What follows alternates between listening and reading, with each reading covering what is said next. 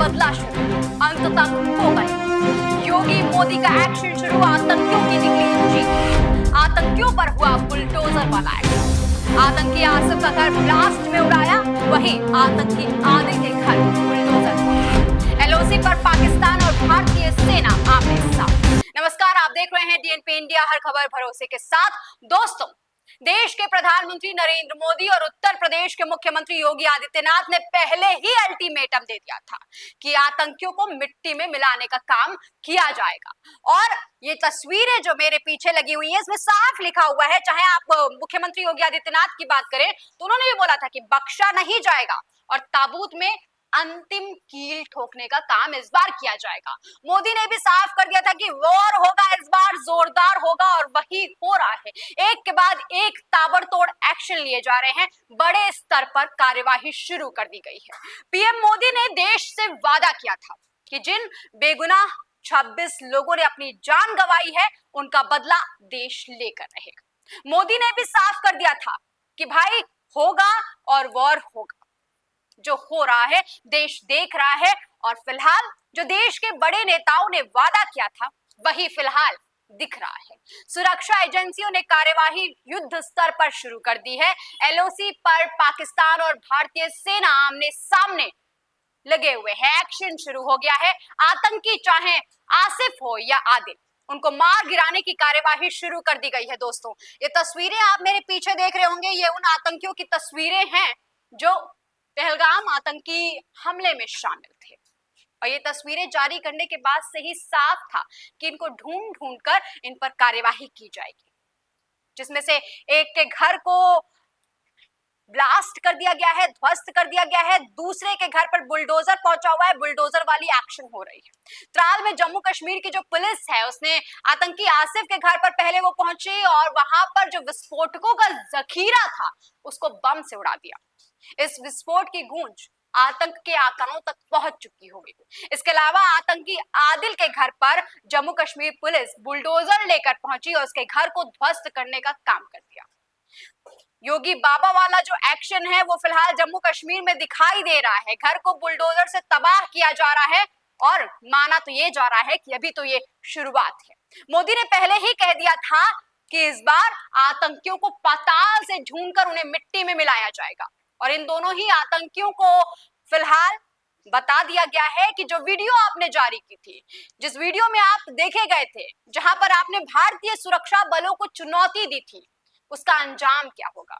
अब जिन जिन लोगों की तस्वीरें उस वीडियो में हैं, उन लोगों को ढूंढा जा रहा है। सुरक्षा बलों को चुनौती देने का काम इन आतंकियों ने किया था, तो अंजाम तो ये होना ही था। सेना लगातार पूछताछ कर रही है, 2000 लोगों से ज्यादा लोगों से पूछताछ की जा चुकी है।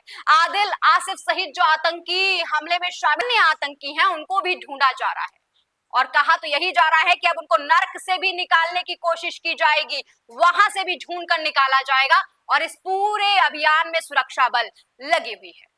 बता दें दोस्तों, इस पूरे घटनाक्रम का, यानी कि जो पहलगाम आतंकी हमला हुआ था, उसको प्रतिबंधित पाकिस्तानी स्थित लश्कर-ए तैयबा के मुखौटा वाले संगठन द रेजिस्टेंस फ्रंट यानी टीआरएफ ने इस पूरे हमले की जिम्मेदारी ली है। तो अब उनको पता चलेगा कि अगर आपने इस हमले की जिम्मेदारी ली है तो इसका खामियाजा भी आपको भुगतना पड़ेगा। दोस्तों, पहलगाम हमले में मारे गए पर्यटकों का जुर्म क्या है? बार बार ये जो तस्वीरें निकल कर आ रही हैं, वो यही पूछ रही हैं कि हमारा जुर्म क्या था, क्या हमने कुछ गलत किया था? उन निर्दोष लोगों का कसूर बस इतना था कि वो हिंदू थे, जिसकी वजह से उन्हें मार दिया गया।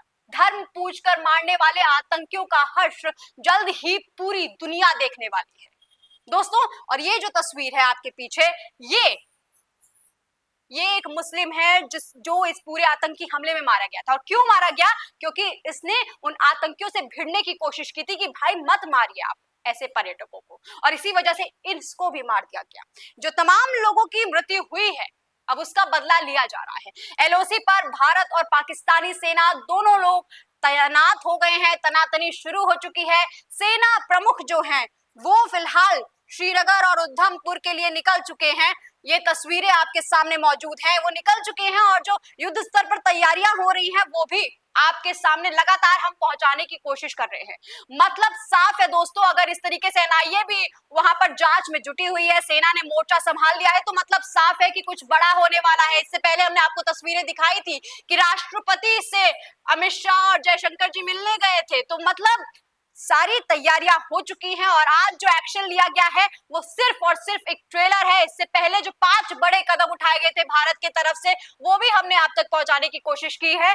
मतलब साफ है ये सब कुछ सिर्फ ट्रेलर है, अभी बड़ा एक्शन लिया जाएगा। अभी पूरी पिक्चर देखनी है इन आतंकियों को, और ये आतंकी जो लोग बहुत ही गर्व से, जो तस्वीरें आप देख रहे होंगे, बहुत ही शान और शौकत से फोटो खिंचा रहे हैं और अब हमारे भारतीय सेना को चुनौती दे रहे हैं। अब इनको इनका खामियाजा भुगतना पड़ेगा। अब इनको पता चल जाएगा कि इस बार भारत से भिड़ने का मतलब क्या होता है, उसका नतीजा क्या होता है। दोस्तों, जो तस्वीरें जम्मू कश्मीर से लगातार निकल कर आ रही है वो बता रही है कि किस तरीके से भारतीय सेना ने वहां पर मोर्चा संभाला हुआ है। आतंकियों को शिनाख्त करने की कोशिश की जा रही है, पूछताछ लगातार जारी है। पाकिस्तान की जो सेना है वो भी वहां पर तैनात है। माना तो ये भी जा रहा है कि कुछ जगहों पर छोटे हथियारों से गोलीबारी भी शुरू कर दी गई है, जिसका जवाब भारतीय सेना ने दे दिया है। और इस पूरे घटना में भारत के 2 जवानों को गोली लगने की भी खबर मिल रही है। बात साफ है कि सेना तैनात है और दूसरी तरफ एनआईए ने जांच शुरू कर दी है, आतंकियों की शिनाख्त की जा रही है। मतलब साफ है कि युद्ध स्तर की तैयारियां हो चुकी हैं। अब कब इन तमाम आतंकियों के लिए एक बड़ी कार्यवाही होगी, ये देखना है दोस्तों। ये तमाम खबरें हम लगातार आप तक पहुंचा रहे हैं। ऐसी खबरों पर आपकी क्या कुछ राय है, कमेंट सेक्शन में लिखकर जरूर बताइएगा। और ऐसी खबरों के लिए देखते रहिए जीएनपी इंडिया, हर खबर भरोसे के साथ।